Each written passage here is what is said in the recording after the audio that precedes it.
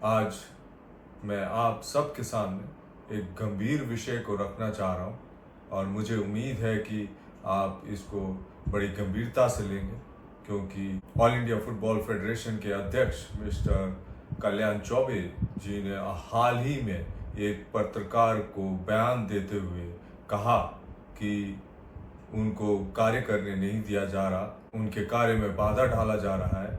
और वो कहते हैं कि अंदर से ही लोग बाधा डाल रहे हैं ताकि वो कामयाब ना हो पाए।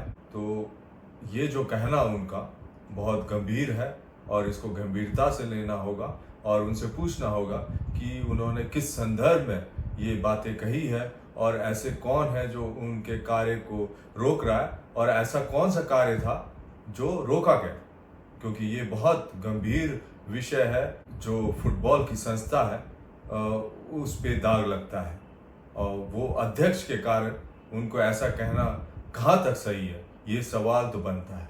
और दूसरा बहुत महत्वपूर्ण विषय जो उन्होंने अपने इलेक्शन के समय कलकत्ता में अपने विरोधी दल के नेता को फ़ोन करते हुए कहा कि आप मुझे सहयोग करेंगे, आप मुझे हेल्प करेंगे तो आपको मैं कोई पद दिला दूंगा फुटबॉल में, स्टेट लेवल में, नेशनल लेवल में। अगर उन्होंने ऐसा कहा और ये सत्य है, फ़ोन कॉल जो रिकॉर्ड किया गया था और सारे मीडिया में इसको प्रस्तुत किया गया था और बहुत से विश्लेषण हुए इस वार्तालाप पे, तो उनका कहना, उनका ये पेश करना, एक तरह से प्रलोभन करना कि आप मुझे मदद कीजिए, मैं आपको फुटबॉल में कुछ पद दिला दूंगा, ये सरासर जो है अपने पद का दुरुपयोग है। और इसको फुटबॉल के सभी लोग जो आज फुटबॉल से जुड़े हैं और जो खासकर जो ऑल इंडिया फुटबॉल फेडरेशन में पदाधिकारी हैं, उनको गंभीरता से लेना चाहिए। उनको ये पूछना चाहिए कि उन्होंने ऐसा कैसे कहा और उन्होंने ऐसा क्यों किया। उनके इस पर कार्रवाई होनी चाहिए ताकि एक बड़ा मैसेज जाए कि आप अपने पद का दुरुपयोग नहीं कर सकते। ये सरासर एक अनएथिकल प्रैक्टिस है। हमें कड़े से कड़े शब्दों में निंदा करना चाहिए अगर ये सच है तो। इसकी सच्चाई पे जाना बहुत ज़रूरी है, क्योंकि मैं तो यही कहूँगा कि वो सरासर झूठ बोलते हैं, बहुत बार झूठ बोलते हैं। जैसे कि उन्होंने इगोर स्टीमैक के बारे में भी, उनके कॉन्ट्रैक्ट के बारे में कहा, मेरे लिए कहा, वो भी सरासर झूठ है। क्योंकि जो भी हुआ है, उनका कॉन्ट्रैक्ट हुआ है, उनको सब कुछ पता था। उनकी जिम्मेवारी बनती है कि वो सच बोले और सच्चे पद पे चले, नहीं तो फुटबॉल को नुकसान हो रहा है और वो फुटबॉल को दिन प्रतिदिन नीचे गिरा रहे हैं। ऐसा नहीं होना चाहिए।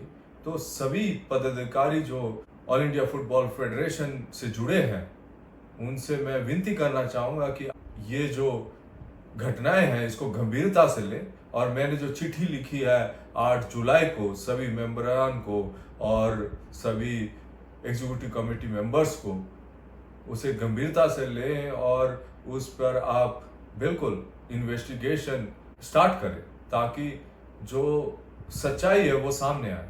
और ऐसे लोग फुटबॉल में जो दुरुपयोग कर रहे हैं अपने पद का, उनको इस पद पे रहने का कोई अधिकार नहीं है। और ये मैं नहीं कह रहा, मेरा जो एक्सपीरियंस रहा है उनके साथ काम करके, तो मैं बता रहा हूँ। और लेकिन जो गंभीर बातें हैं, जो फुटबॉल को बिल्कुल नुकसान कर रही है, ये जो 2 चीज़ें इन्होंने की है, इस पे भी आप कड़े से कड़े कार्रवाई करें और सच्चाई पर पहुँचे।